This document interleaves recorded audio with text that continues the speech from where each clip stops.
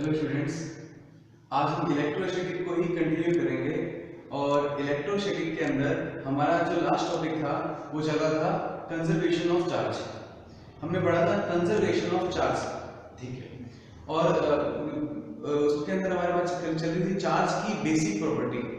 तो चार्ज के पास तीन तरह की बेसिक प्रॉपर्टी होती है: additivity of charge, conservation of charge and quantization of charge. Additivity हमने लास्ट क्लास में डिस्कस कर लिया था कि किसी भी बॉडी पर जो टोटल चार्ज होता है वो उसके अलग अलग रीजन पर जो चार्ज होता है उसका एल्जेब्रिक सम होता है। किसी भी बॉडी पर टोटल चार्ज उसके अलग अलग रीजन पर जो चार्ज प्रेजेंट होते हैं उनका एल्जेब्रिक सम होता है। तो ये तो था एडिटिविटी। अब कंजर्वेशन ऑफ इलेक्ट्रिक चार्ज में थोड़ा ध्यान दीजिएगा। कंजर्वेशन ऑफ इलेक्ट्रिक चार्ज का मतलब था कि टोटल यूनिवर्स में जो भी चार्ज रहता है वो जीरो होता है, टोटल चार्ज जीरो होता है। चार्ज एक बॉडी से दूसरी बॉडी में ट्रांसफर होता है। तो मैंने क्या बोला कि यूनिवर्स में टोटल चार्ज जीरो है क्योंकि एटम के पास चार्ज जीरो है, ठीक है। तो एक बॉडी से चार्ज हुई, फिर भी चार्ज ट्रांसफर होता है, जैसे हमने रख किया, और चार्ज इस बॉडी से इस बॉडी में ट्रांसफर हुआ। माना कुछ इलेक्ट्रॉन इस बॉडी पर आए तो इस पे कौन सा चार्ज आ गया? नेगेटिव। इतना ही इस पे क्या आया? पॉजिटिव। टोटल पॉजिटिव और नेगेटिव को आप ऐड करोगे, वापस कितना आएगा? जीरो। तो टोटल चार्ज क्या रहता है? कंजर्व रहता है। ये आपको बात ध्यान रखनी है। दूसरा, अब चार्ज कंजर्व का मतलब है कि जितना चार्ज पहले था उतना ही चार्ज बाद में रहना चाहिए। ओके, एक बात ध्यान दीजिएगा, इसके अंदर दो वेरी वेरी इंपॉर्टेंट एग्जांपल्स हैं। एक तो है पेयर प्रोडक्शन और एक है annihilation of matter. Pair production में क्या होता है, थोड़ा ध्यान देना।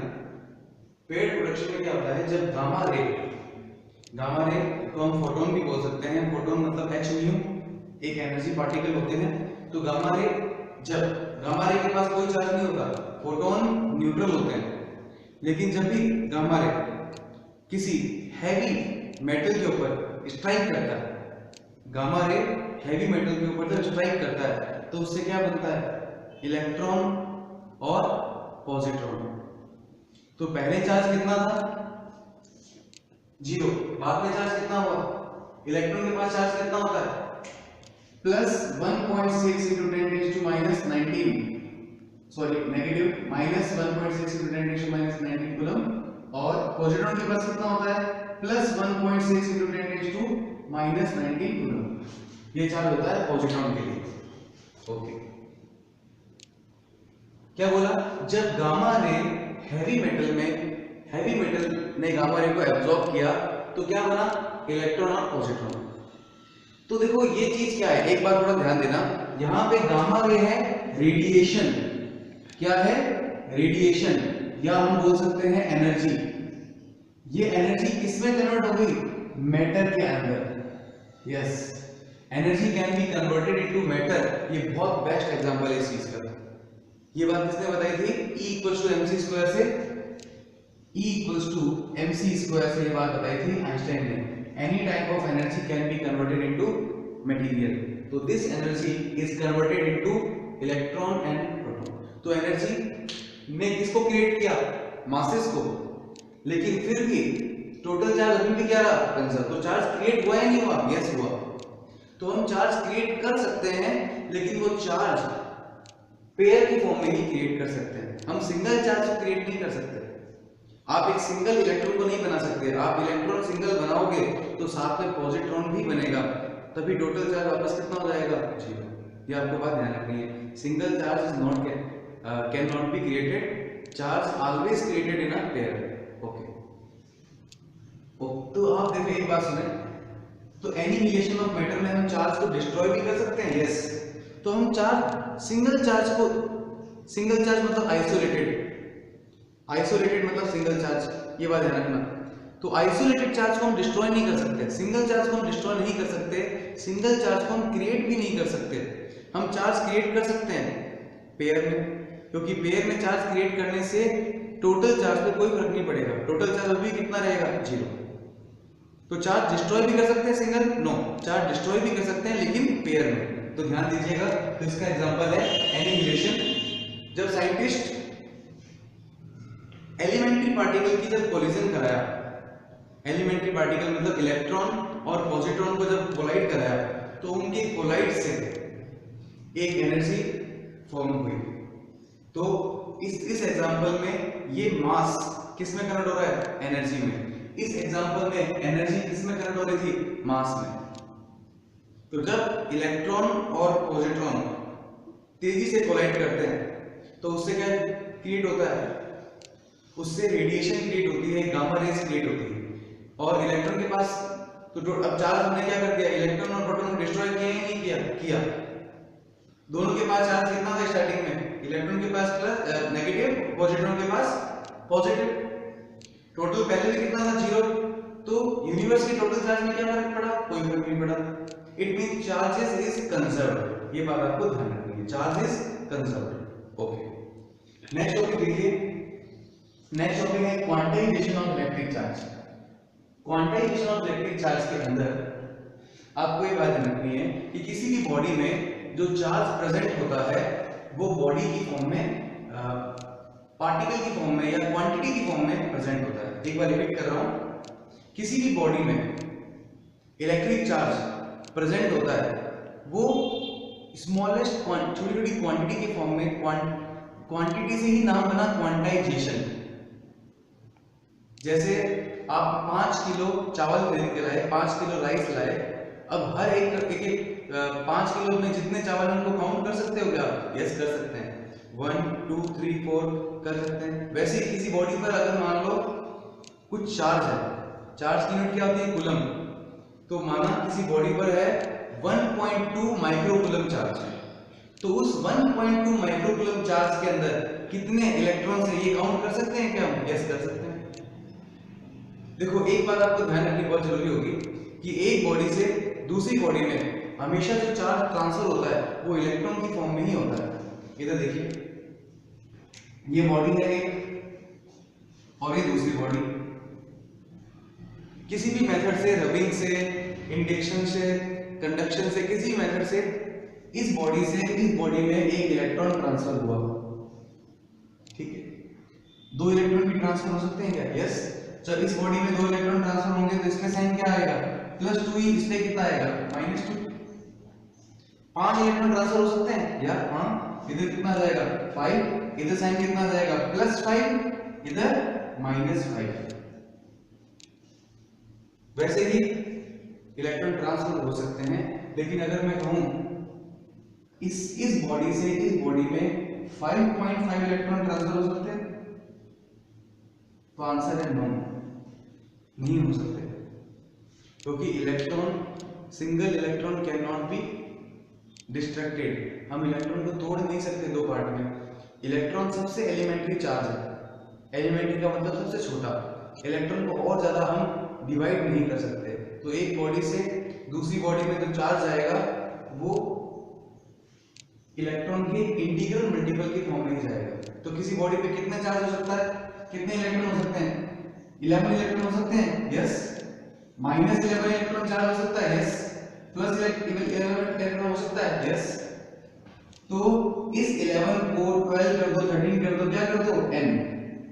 तो किसी बॉडी में +n चार्ज हो सकता है। यस। -n चार्ज हो सकता है। यस। तो टोटल चार्ज, तो हम जो किसी बॉडी पर जो टोटल चार्ज होता है वो इलेक्ट्रॉन का एक charge into total number of electron. तो क्वांटाइजेशन का मतलब है, ये इलेक्ट्रिक चार्ज की प्रॉपर्टी है, जिसका मतलब है कि किसी भी बॉडी पर इलेक्ट्रिक चार्ज इलेक्ट्रॉन्स के इंटीग्रल मल्टीपल की फॉर्म में ही प्रेजेंट रहता है। तो सबसे पहले ये जो एक्सपेरिमेंटली इसको प्रूव किया था, इसको ऑब्जर्व किया था आर ए मिलिकन ने। उन्होंने देखा था, उन्होंने एक्सपेरिमेंट किया था, ऑयल ड्रॉप एक्सपेरिमेंट, और उन्होंने ऑयल ड्रॉप एक्सपेरिमेंट में ये बात ऑब्जर्व की थी कि इलेक्ट्रॉन्स, किसी बॉडी में इलेक्ट्रॉन्स इंटीग्रल फॉर्म में ही प्रेजेंट रहते हैं।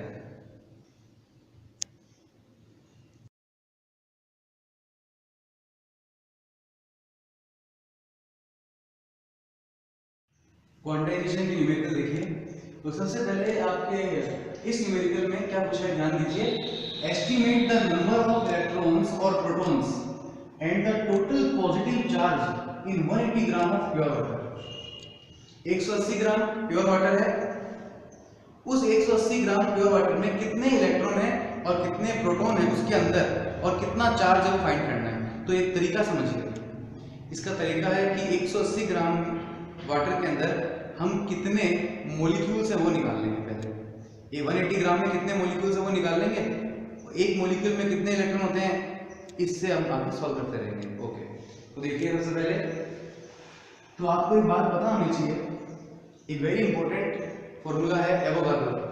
वो ये बताता है कि किसी भी सब्सटेंस के एक मॉलिक्यूलर मास में, किसी भी सब्सटेंस के एक मॉलिक्यूलर मास में कितने मॉलिक्यूल होते हैं, 6.023 × 10⁻23।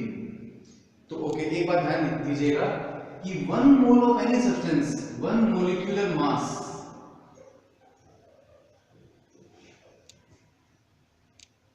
we can say also mole, okay, 1 mole contains 6.023 into 10⁻23 molecules। Okay, तो एक मोल में कितने मॉलिक्यूल्स होते हैं, एक बात ध्यान दीजिएगा। और अपने पास क्या है, वाटर।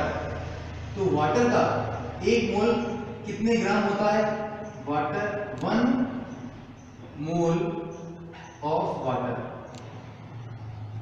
इक्वल्स टू, एक मिनट ध्यान देना, मोल का मतलब होता है मॉलिक्यूलर मास। तो वाटर का जो मॉलिक्यूलर वेट होता है वो कितना होता है, देखिए H2O, ऑक्सीजन के लिए कितना लेंगे अपन, मॉलिक्यूलर वेट 16 प्लस 2 हाइड्रोजन है, कितना हो जाएगा 2, कितना आ जाएगा 18।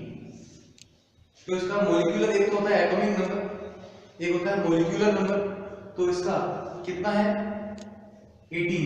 तो 18 का क्या लगा देंगे, ग्राम। ये बात है, जैसे अगर मुझे 1 मोल ऑफ CO2 निकालना होता, अगर क्या निकालना था 1 of CO2, 1 mole of CO2 कितना आता, C का कितना होता है 12, ऑक्सीजन में कितना हो जाएगा, 1 का 16 प्लस 16 कितना हो जाएगा 32, कितना आ जाएगा 44 ग्राम। ऐसे और भी बहुत एग्जांपल है, उसमें आप निकाल सकते हो। ठीक है, देख लेते हैं। तो 1 मोल इसका मतलब कितना है, जितना उसका मॉलिक्यूलर वेट है ना उसका एक ग्राम लगा दो। ठीक है, तो मैं क्या बोल सकता हूं कि 18 gram water contains how much molecules, कितने मॉलिक्यूल 18 ग्राम वाटर में,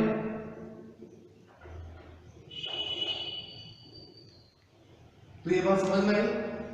एक वापस देखिए कि आपको कोई भी सब्सटेंस का आपको बोले कि 1 मोल में कितनी क्वांटिटी होगी, उस सब्सटेंस के आपको निकालना है मॉलिक्यूलर वेट, उसका के ग्राम लगा दो, तो वो 1 मोल में उतनी क्वांटिटी होती है। ये वजह है आप, और 1 मोल में कितने मॉलिक्यूल्स होंगे, तो ये आपने एवोगाड्रो ने बता रखा है, ये फिक्स होते हैं, कोई भी सब्सटेंस का 1 मोल लो इतने मॉलिक्यूल फिक्स होते हैं। ओके, यहाँ तो 18 ग्राम वाटर में कितने मॉलिक्यूल हुए, कितना 1 ग्राम वाटर में कितने मॉलिक्यूल होंगे, 1 ग्राम वाटर कंटेन्स कितना मॉलिक्यूल होगा 6.023 into 3 मॉलिक्यूल और अपॉन में क्या कर दूंगा 18। ये तो 1 ग्राम में कितने मॉलिक्यूल हुए, आपसे कितना पूछा है 180 ग्राम में कितने मॉलिक्यूल हुए, 180 ग्राम वाटर कंटेन्स 6.023 10⁻23 18 इंटू क्या कर दूंगा 180। भाई 1 ग्राम में कितने मॉलिक्यूल है, 180 में कितने होंगे, 180 से मल्टीप्लाई कर दो। तो अपन को ये पता लग गया है कि 180 ग्राम में कितने मॉलिक्यूल हैं। ओके, वाटर के एक मॉलिक्यूल में कितने इलेक्ट्रॉन होते हैं, 1 molecule of water contains how much electron.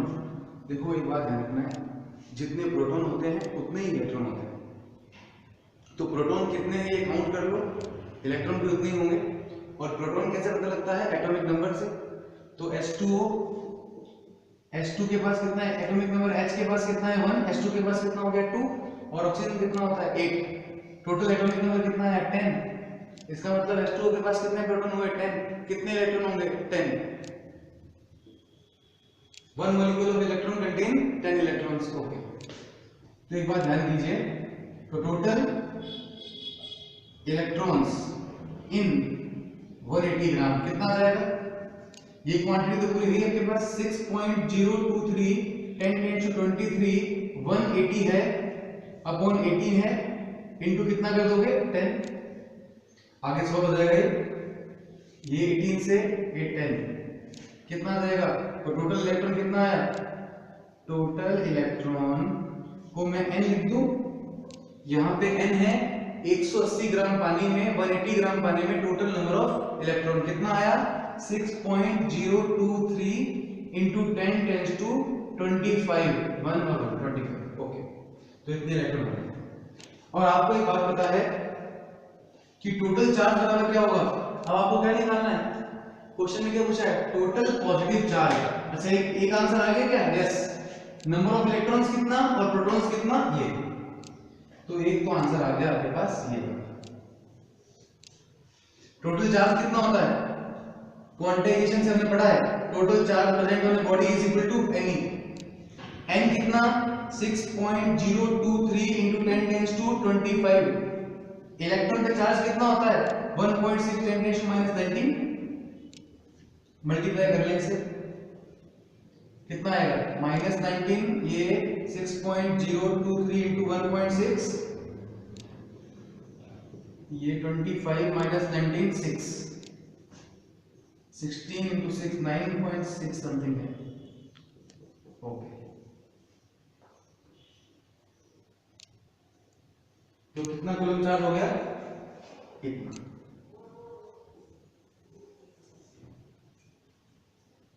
Okay, next numerical देखिए। नेक्स्ट न्यूमेरिकल में क्या पूछा है? If 10 tends to 10 electrons are transferred from a body per second। तो हम एक बॉडी लेते हैं, ये बॉडी, इस बॉडी से, इसका नाम रखते हैं हम A। इस बॉडी से हर सेकंड में पर सेकंड कितने इलेक्ट्रॉन निकल रहा है? 10 tends to 10। ओके, इलेक्ट्रॉन्स पर second. Okay, then in how much time 1 coulomb charge is collected by another body? ये चार्ज एक दूसरी बॉडी पर ट्रांसफर हो रहा है। ओके, एक दूसरी बॉडी बना लेते हैं B। तो इस से लगातार कितने इलेक्ट्रॉन निकल रहे हैं? 10 tends to 10 इलेक्ट्रॉन्स, और लगातार किस कौन सी बॉडी में पहुंच रहे हैं? B पर। तो टोटल इलेक्ट्रॉन्स इस पर 1 कूलम चार्ज कब तक आ जाएगा? क्वेश्चन वापस समझिए। 10 tends to 10 electron her second में इस बॉडी पर पहुंच रहे हैं, तो इस बॉडी पे चार्ज इंक्रीज होगा, तो इस बॉडी पर 1 कूलम चार्ज कितने टाइम में कलेक्ट हो जाएगा? तो उसके लिए ये देखना पड़ेगा कि 1 कूलम चार्ज में कितने इलेक्ट्रॉन होते हैं। ओके, तो कौन से फॉर्मूले से हम काम करेंगे? क्वांटाइजेशन से। इलेक्ट्रॉन्स इन 1 कूलम चार्ज कैसे करेंगे फाइंड? ध्यान दीजिए, Q इक्वल्स टू N। यहाँ पे Q क्या है? टोटल चार्ज कितना आना चाहिए टोटल चार्ज बॉडी पर? 1 कूलम। N यहाँ पे क्या है? नंबर ऑफ इलेक्ट्रॉन, और E कितना होता है? 1.6 10 to -19। N निकाल सकते हैं? यस। N कितना आएगा? 1/1.6 10 to -19। ये सॉल्व हो गया 6.25 10 to 18 इलेक्ट्रॉन्स। इसका मतलब एक कूलम चार्ज में कितने इलेक्ट्रॉन्स होते हैं? 6.25 10 to 10 इलेक्ट्रॉन। ओके, तो इस बॉडी पर कितने इलेक्ट्रॉन कलेक्ट होना है total? 6.25 10 tends to 18 electron total आना है। एक सेकंड में कितना आ रहा है? 10 tends to 10। टोटल कितना आना है इस पर? इतना। एक छोटा सा एग्जांपल देखें। माना एक बॉडी से दूसरी बॉडी में हर सेकंड में 2 इलेक्ट्रॉन आ रहे हैं। हर सेकंड में कितने इलेक्ट्रॉन आ रहे हैं? 2। तो 100 इलेक्ट्रॉन कितने टाइम में ट्रांसफर हो जाएंगे? एक सेकंड में कितना है? 2। 100 इलेक्ट्रॉन कितने सेकंड में ट्रांसफर हो जाएगा? 100/2 कितना आएगा? 50 सेकंड में। भाई एक सेकंड में 2 इलेक्ट्रॉन, तो 100 इलेक्ट्रॉन कितने टाइम में ट्रांसफर हो जाएगा? 50 सेकंड। आपने क्या किया? टोटल इलेक्ट्रॉन कितना ट्रांसफर होना था? 100। इसमें टोटल कितना इलेक्ट्रॉन ट्रांसफर हो रहा है? टाइम बराबर total electron to be transferred total electron 100 transfer होना था, okay, upon per second electron transfer, okay. देखो ध्यान देना, टोटल इलेक्ट्रॉन कितना ट्रांसफर होना है 6.25 इंटू 10 टेंस टू 18, और पर सेकंड इलेक्ट्रॉन कितना ट्रांसफर हो रहा है 10 टेंस टू 10, आपने डिवाइड कर दिया, यूनिट साथ में रखोगे तो आपको पता लग जाएगा कि हम इनको सॉल्व करेंगे तो हमारे पास टाइम की ही यूनिट आएगी। ये इलेक्ट्रॉन्स, दिस इज इलेक्ट्रॉन पर सेकंड, ओके, यहां पे टाइम आएगा हमारे पास,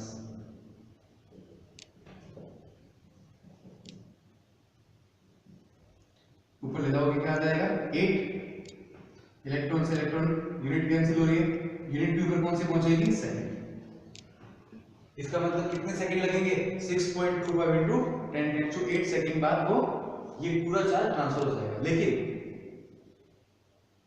इसको कन्वीनियंस के लिए हम एक चेक करते हैं, इससे ये बात भी पता लगती है कि 1 कूलम चार्ज एक बहुत बड़ी क्वांटिटी है, बहुत बड़ी क्वांटिटी।